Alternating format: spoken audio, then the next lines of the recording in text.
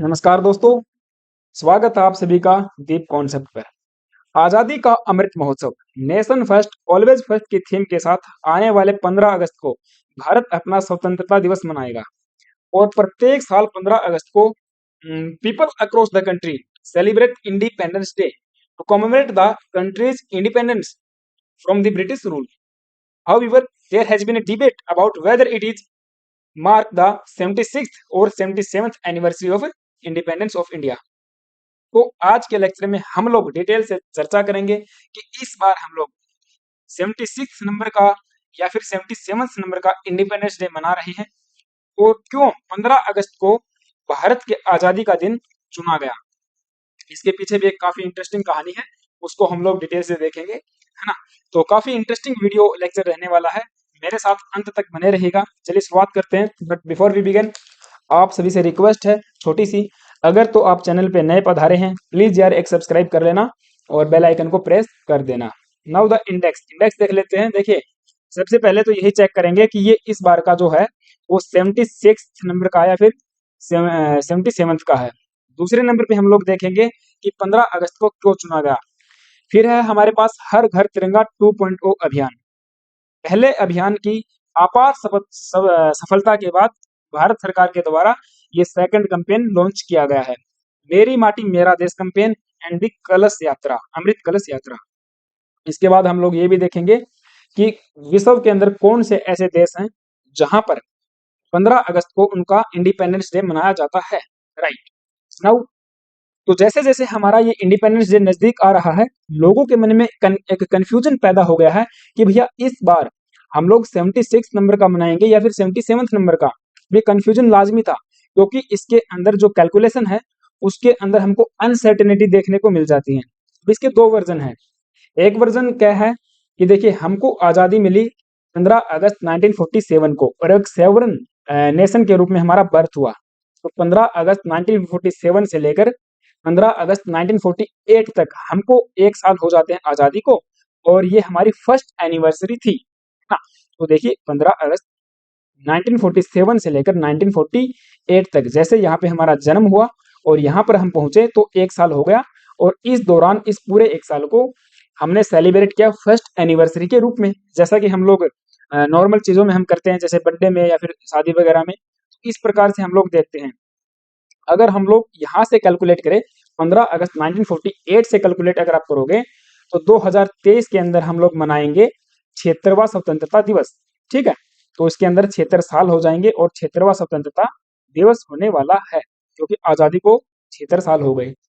लेकिन दूसरा वर्जन क्या कहता है, अगर तो देखिए हमको आज़ादी मिली 1947 को और उसी दिन 15 अगस्त 1947 को ही हमारा फर्स्ट इंडिपेंडेंस डे हमने सेलिब्रेट किया और उसी पूरी ईयर को, पूरी साल को हमने सेलिब्रेट किया एनिवर्सरी के रूप में।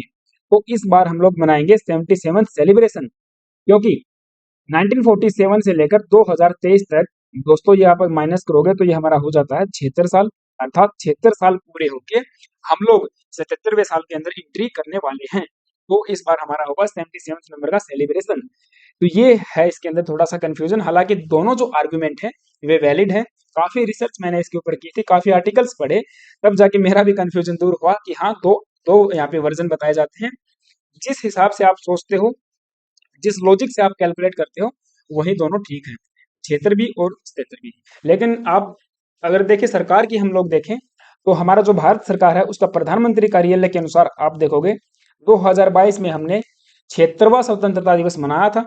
प्रधानमंत्री ने 76वें स्वतंत्रता दिवस पर विश्व के राजनेताओं को उनकी शुभकामनाओं के लिए धन्यवाद दिया और ये आर्टिकल है आप देख पाओगे 15 अगस्त 2022 का।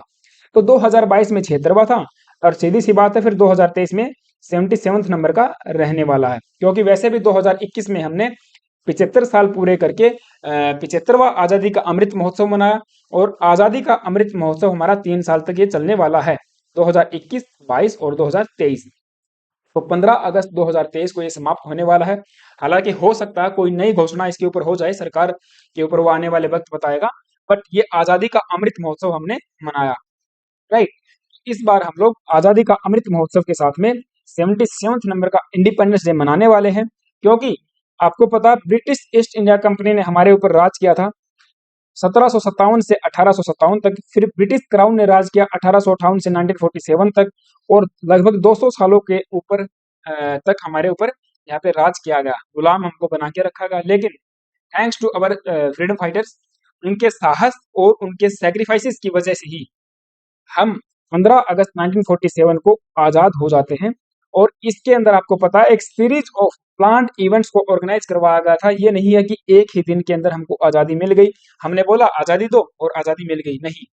इसके अंदर बहुत सारी जाने गई, बहुत सारे मूवमेंट चलवाए गए और काफी लोगों ने सेक्रीफाइस किया, जैसे कि स्वदेशी मूवमेंट, क्विट इंडिया मूवमेंट है, और कांग्रेस के सैकड़ों अधिवेशन। तो इसी अधिवेशन में आता है लाहौर अधिवेशन। कांग्रेस के द्वारा दिसंबर महीने के अंदर 1929 को एक अधिवेशन यानी कि कांग्रेस सेशन जिसको हम कह सकते हैं लाहौर के अंदर आयोजित करवाया। और इस सेशन में 19 दिसंबर 1929 को एक रेजोल्यूशन पास किया, पूर्ण Swaraj resolution, that is the total independence. उस टाइम पे इसकी अध्यक्षता की जाती थी पंडित जवाहरलाल नेहरू जी के द्वारा। इन्होंने बोल दिया था कि देखिए हमको फुल फ्रीडम चाहिए और इसके अलावा कुछ भी नहीं चाहिए। तो ये जो डेट है हमारे लिए बहुत ही महत्वपूर्ण है। ये जो सेशन है 19 दिसंबर को हमने रेजोल्यूशन पास किया। 1 जनवरी को 1 जनवरी को यानी कि मिडनाइट 31 दिसंबर 1929 को मिडनाइट को इसी सेशन के दौरान लाहौर के अंदर रावी नदी के किनारे के ऊपर पंडित जवाहरलाल नेहरू जी के द्वारा तिरंगा झंडा फहराया गया, यानी कि उस टाइम पे जो हमारा राष्ट्रीय ध्वज था उसको फहराया गया। और यहाँ पे बोला गया कि 26 जनवरी को, प्रत्येक 26 जनवरी को हम लोग अपना इंडिपेंडेंस डे मनाएंगे। And 26 January 1930 was fixed as the first independence Swaraj day to celebrate it everywhere। और ये 15 अगस्त 1947 तक हमने सेलिब्रेट किया। देखिए दोस्तों 1930 से लेकर 1947 तक हमने प्रत्येक साल 26 जनवरी को अपना स्वतंत्रता दिवस मनाया है। और ये डेट हमारे लिए बहुत ही महत्वपूर्ण हो जाती है, राइट। तो ये 26 जनवरी के दिन हमने मनाया, काफी सालों तक मनाया, आजाद होने तक मनाया। तो फिर क्यों 15 अगस्त को चूज किया गया एज इंडिपेंडेंस डे? ये डेट हमारे इतिहास में कहाँ से आती है? अब इसके पीछे काफी इंटरेस्टिंग कहानी है और उस कहानी का मास्टरमाइंड है ये माउंटबेटन, अल्बर्ट लुइस माउंटबेटन। ये he was the second cousin of the king sixth. उस टाइम पे ब्रिटेन के किंग हुआ करते थे, किंग जॉर्ज सिक्स्थ, उनके ये कजन थे। और इन्होंने नेवी को ज्वाइन किया, रॉयल नेवी को इन्होंने ज्वाइन किया था during the first world war. And after that he was appointed super applied commander, super applied commander of the south east Asia naval command, दक्षिण पूर्वी नेवल कमांड का इनको सुपर अलाइड कमांडर बनाया जाता है during the second world war. ठीक है, तो काफी इनका करियर अच्छा रहा है। 1953 के अंदर इनको एडमिरल भी बनाया जाता है और 1954 में ये यहाँ पे chief of the naval staff भी बनते हैं और जो महारानी है उनके सलाहकार भी बन जाते हैं। तो इनका ये करियर रहा है। अब इसके पीछे कहानी ये भी है कि इन्होंने एक इंटरव्यू में बताया था कि इन्होंने अपने भाई यानी कि राजा से ये बोला कि मुझे भारत का वॉइसराय नियुक्त किया जाए और भारत की जो आज़ादी वाला जो मामला चल रहा है उसको मैं यहाँ पे देखने वाला हूँ। तो उस टाइम पे आपको पता है ब्रिटेन के अंदर सरकार बदल जाती है, सेकंड वर्ल्ड वॉर के अंदर हार हो जाती है ब्रिटेन की। हारने के बाद यहाँ पे कंजर्वेटिव पार्टी की सरकार बदल जाती है और लेबर पार्टी की सरकार आती है। लेबर पार्टी से यहाँ पे प्रधानमंत्री बनते हैं क्लाइमेट एटली। क्लाइमेट एटली के कहने पर इनको भारत का वॉइसरॉय नियुक्त किया जाता है। तो he was the last viceroy. 12 फरवरी 1947 को इनको अपॉइंट किया जाता है। 21 फरवरी को ये भारत आते हैं और 15 अगस्त 1947 तक भारत के लास्ट वाइसरॉय बन के रहते हैं। उसके बाद 15 अगस्त से लेकर 21 जून 1948 तक ये first governor general of India बनते हैं, इंडिपेंडेंट इंडिया। अब देखिए इसके अंदर कंफ्यूजन नहीं होना है, ये आपको पता ही है, इतिहास के अंदर हम लोग पढ़ते हैं। पहले गवर्नर ऑफ बंगाल बने, फिर गवर्नर जनरल ऑफ बंगाल बने, उसके बाद गवर्नर जनरल ऑफ इंडिया बने, फिर वाइसरॉय का पद आया, वाइसरॉय के बाद फिर से गवर्नर जनरल ऑफ इंडिया का पद आता है और उसके बाद प्रेसिडेंट का पद आता है ना। तो ये हायरार्की चलती जाती है, उसके बारे में आपको पता होना चाहिए। 21 जून 1948 को सी राजागोपालाचारी इनकी स्थान ले लेते हैं और उसके बाद हमें राष्ट्रपति मिल जाता है। तो वो सब हिस्ट्री का पार्ट है, उसके ऊपर हम लोग नहीं जाएंगे। तो इसके बारे में हमको इतना ही देखना था कि ये फर्स्ट तो हमारे गवर्नर जनरल थे और लास्ट वॉइसरॉय थे इंडिया के अंदर।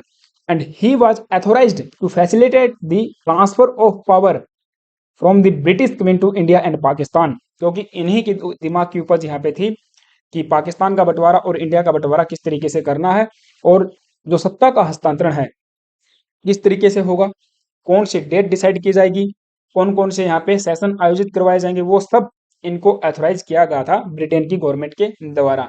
और इन्होंने जो हमारे प्रिंसिपल स्टेट्स थे उनको यहाँ पे फ्री कर दिया कि आप किसी भी देश को ज्वाइन कर सकते हो, आप पाकिस्तान, भारत, नेपाल, भूटान, अमेरिका, कनाडा, चीन या फिर किसी दूसरे ग्रह मंगल, बुध, बृहस्पति कहीं पर भी जाके आप बच सकते हो, ये इन्होंने छूट दे दी थी। ठीक है, तो ये इनके दिमाग की उपज थी। तो अब इन्होंने माउंटबेटन प्लान को प्रपोज किया 1947 मई 1947 के अंदर। अकॉर्डिंग टू दिस प्रोविंसेस को यहाँ पे डिक्लेयर कर दिया इंडिपेंडेंट, जो ब्रिटिश प्रोविंसेस थे उनको भी इंडिपेंडेंट कर दिया। इस प्लान को डिकी बर्ड प्लान के भी नाम से जाना जाता है, क्योंकि इनका ये निक नेम बताया जाता है, राइट। और यही जो प्लान है आगे चलकर इंडियन इंडिपेंडेंस एक्ट 1947 के नाम से जाना गया। तो ये कहानी मैंने आपको बता दी थी। लेबर पार्टी की सरकार आती है, लेबर पार्टी की सरकार ने इनको बोला था कि आप ट्रांसफर का पावर का जो ट्रांसफर है वो 30 जून 1948 तक कर दीजिए, माउंटबेटन को यहाँ पे बोला गया था। लेकिन देखिए 30 जून 1948 ये बहुत लंबा समय हो जाता है। ठीक है, इन्होंने 3-4 महीनों के अंदर ऑब्जर्व किया इंडिया के अंदर कि क्या चल रहा है, लोग यहाँ पे क्या चाहते हैं, और हमारी जो फ्रस्ट्रेशन थी, हम लोग जो एक प्रकार से पूर्ण स्वराज की मांग कर रहे थे, वो जो हमारी चाह थी वो बहुत ज्यादा थी। तो इन्होंने देखा अगर तो इनको आजादी नहीं दी गई तो यहाँ पे सिविल वॉर के हालात हो सकते हैं, और एक सेकंड वर्ल्ड वॉर के अंदर हार के बाद ब्रिटेन यहाँ पे नहीं चाहता था भाई किसी भी देश के अंदर फिर जो हमारी जो कॉलोनी है वहां पर कोई सिविल वॉर छिड़े। इसीलिए माउंटबेटन ने 30 जून वाली डेट को खिसका के आगे कर दिया 15 अगस्त 1948, and it received royal assent on just one second. Okay, तो इन्होंने फिर क्या किया था, ये जो अपना प्रपोज किया था प्लान 1948 के अंदर, 1947 के अंदर, इसी प्लान को फिर इंडिया इंडिपेंडेंस के नाम से जाना गया और ये एक्ट यहाँ पे बनाया जाता है। ठीक है, ब्रिटिश जो प्राइम मिनिस्टर थे उस टाइम पे क्लीमेट एटली ने इंडियन इंडिपेंडेंस बिल के नाम से इसी प्लान को पेश किया हाउस ऑफ कॉमन्स के अंदर 4 जुलाई 1947 को। 15 जुलाई को ये दोनों हाउसेज से पास हो जाता है, House of Lords and House of Commons. तो यहाँ से पास होने के बाद 18 जुलाई 1947 को रॉयल एसेंट हमको मिल जाते हैं, मीन्स राजा जो किंग जॉर्ज 6 थे उनके साइन मिल जाते हैं, और इंडिया और पाकिस्तान दो नए डोमिनियन देश बन के उभरते हैं और हमको आज़ादी मिल जाती है। और ये जो डेट थी 15 अगस्त, ये इसी एक्ट के अंदर लिखी हुई थी कि 15 अगस्त को दोनों देश आज़ाद हो जाएंगे। तो हमने क्या देखा कि 26 जनवरी को भी हमने अपना स्वतंत्रता दिवस मनाया है इतिहास में, और उसके बाद फिर एक नई डेट 15 अगस्त आती है। तो ये 15 अगस्त ठीक है हम लोग मना रहे हैं, 76 साल हो गए, लेकिन आई कहाँ से, ये किसके दिमाग की उपज थी, ये था माउंटबेटन के दिमाग की उपज। एक पुस्तक है इनके ऊपर, freedom at midnight, Dominique Lapierre and Larry Collins के द्वारा इस पुस्तक को लिखा गया है। इसके अंदर बहुत सारे इनके एक्सटेंसिवली इंटरव्यूज को छापा गया है, और एक इंटरव्यू में इन्होंने बताया था कि देखिए मैं यहाँ पे दिखाना चाहता था, प्रिटेंड करना चाहता था, that is I was the master of the whole event. Bharat Pakistan का जो बंटवारा हुआ है, जो इनकी सीमाएं निर्धारित की गई हैं, उसका मास्टरमाइंड मैं हूँ। जो खून खराबा हुआ है उसका मास्टरमाइंड मैं हूँ। हिंदू मुस्लिम्स के जो दंगे हुए हैं, जितने लोग मारे गए, जितने अत्याचार हुए भारत के ऊपर, उन सब का मास्टरमाइंड मैं हूँ। ये इस तरीके से पूरे विश्व को या फिर ब्रिटेन को दिखाना चाहते थे, अर्थात मैं कितना अत्याचारी हूँ, तो ये बताना चाहते थे। अब इन्होंने, जब सरकार ने इनसे पूछा कि आपने कोई डेट यहाँ पे डिसाइड की है, तो इन्होंने इंटरव्यू में बताया कि उस टाइम तक कोई डेट डिसाइड नहीं की गई थी, हालांकि अगस्त या फिर सितंबर महीने में ये काम होने वाला था। तो इन्होंने फिर अगस्त 15 को चुना, क्योंकि it was the second anniversary of the Japan surrender in the second world war. Japan के द्वारा सेकंड वर्ल्ड वॉर में 15 अगस्त को यहाँ पे 1945 को अपना सरेंडर किया गया था। जापान के राजा के द्वारा 15 अगस्त को यहाँ पे ऑफिशियल अनाउंस किया गया रेडियो के माध्यम से कि हम लोग युद्ध में हार गए हैं और अपना यहाँ पे सरेंडर करते हैं। लेकिन ये जो इंस्ट्रूमेंट ऑफ सरेंडर है ये साइन किया गया था 2 सितंबर को under the command of Mountbatten. इसका रीजन ये है कि ये जो दो डेट हैं, 2 सितंबर या फिर 15 अगस्त, ये इनके जीवन की काफी महत्वपूर्ण दिन ये मानते हैं। इसीलिए ये चाहते थे कि भारत को भी आज़ादी मिले या तो 2 सितंबर को या फिर 15 अगस्त को। तो इन्होंने डिसाइड किया 15 अगस्त को, ठीक है। क्योंकि जैसा मैंने आपको बताया था, ये जो south east Asia naval command है उसके सुपर अलाइड कमांडर थे उस टाइम पे, और इसी के अध्यक्षता में इन्हीं के अंडर में ये साइन वगैरह हुए थे। जापान के फॉरेन मिनिस्टर ने साइन किया था surrender of instrument of surrender, ठीक है। तो ये दो डेट इन्होंने डिसाइड की थी, हालांकि 15 अगस्त फिर ये इनके ऊपर थी दिमाग की। आई होप कि आपको चीजें समझ में आई होंगी। तो फिर आप ये भी कह सकते हो 26 जनवरी का क्या हुआ। तो देखिए 26 जनवरी को भी रिमाइज करने के लिए हमने रिपब्लिक डे को यहाँ पे डिसाइड किया, जबकि हमको पता है हमारा जो संविधान बनकर तैयार हुआ और हमने अडॉप्ट किया था 26 नवंबर 1949 को। हालांकि इस टाइम पे पार्शियली अडॉप्ट किया गया था, फुल यहाँ पे अडॉप्ट किया गया था 26 जनवरी 1950 को। और ये 26 जनवरी को ही यहाँ पे याद करने के लिए, रिमाइज करने के लिए हमने इस दिन का इंतजार किया और रिपब्लिक डे के रूप में मनाना स्टार्ट किया था, ठीक है। और ये पाकिस्तान का आपको पता ही है 1948 तक तो इन्होंने 15 अगस्त को ही अपना इंडिपेंडेंस डे मनाया, लेकिन उसके बाद उन्होंने 14 अगस्त को सेलिब्रेट करना स्टार्ट कर दिया। अब इसके पीछे कई रीजन बताए जाते हैं, रमदान वगैरह, कराची वगैरह, ठीक है, जो भी है, बट ये मनाते हैं आपका। नाउ अब आने वाले हमारे इस इवेंट के अंदर 15 अगस्त को प्रधानमंत्री जी लाल किले से तिरंगा झंडा फहराएंगे और देश को यहाँ पे संबोधित करेंगे। और इसी सेशन में या फिर इसी हमारे आने वाले इवेंट में हम लोग देखेंगे कि हर घर तिरंगा 2.0 अभियान फिर से चलाया जाएगा। पहले वाले की अपार सफलता के बाद सरकार ने दूसरा अभियान, इसका सेकंड वर्जन लॉन्च कर दिया है। 25 रुपए में हमको तिरंगा मिलने वाला है पोस्ट ऑफिस और स्कूलों के अंदर। और इसी सेलिब्रेशन में एक और नया कैंपेन, मेरी माटी मेरा देश, ये अपनी तरीके का पहला इनिशिएटिव है, जो कि जो हमारे शहीद हुए हैं उनको ऑनर करने के लिए चलाया जाएगा। शहीदों के गांवों से मिट्टी और पौधे लाके दिल्ली के अंदर लगाए जाएंगे, ठीक है। ये अभियान है मेरी माटी मेरा देश। एंड मोस्ट प्रोबेबली 9 अगस्त को प्रधानमंत्री जी इसको लॉन्च करने वाले हैं। इसी के अंदर अमृत कलश यात्रा का भी आयोजन किया जाएगा, जिसमें 7500 अर्न्स होंगे, यानी कि घड़े मटके होंगे जहां पे मिट्टी होगी जिनके अंदर, और पौधे लाए जाएंगे शहीदों के गांव से, और ये लगाए जाएंगे दिल्ली के अंदर अमृत वाटिका में, नेशनल वॉर मेमोरियल के पास में, ठीक है। तो ये है अमृत कलश यात्रा और अमृत मेरी माटी मेरा देश अभियान। हालांकि इसके ऊपर मैं डिटेल से अलग से वीडियो भी लेके आऊंगा, बट थोड़ा सा यहाँ पे समझ लीजिए। नाउ 5 देश ऐसे हैं जो कि भारत के साथ में अपना इंडिपेंडेंस डे मनाते हैं। Republic of Congo, Bahrain, south Korea and south north Korea. इनको जापान से आज़ादी मिली थी, ठीक है। और आई थिंक इनको बेल्जियम से आज़ादी मिली थी, और इनको फ्रांस से आज़ादी मिली थी, बहरीन को, ठीक। तो ये लेक्चर था मेरी तरफ से। आई होप कि आपको चीज़ें समझ में आई होंगी, राइट। अगर ऐसा है, if you like the video, if you like the session, please like the video. और अगर आप चैनल पे नए पधारे हैं तो प्लीज़ एक सब्सक्राइब जरूर कर लेना। जय हिंद।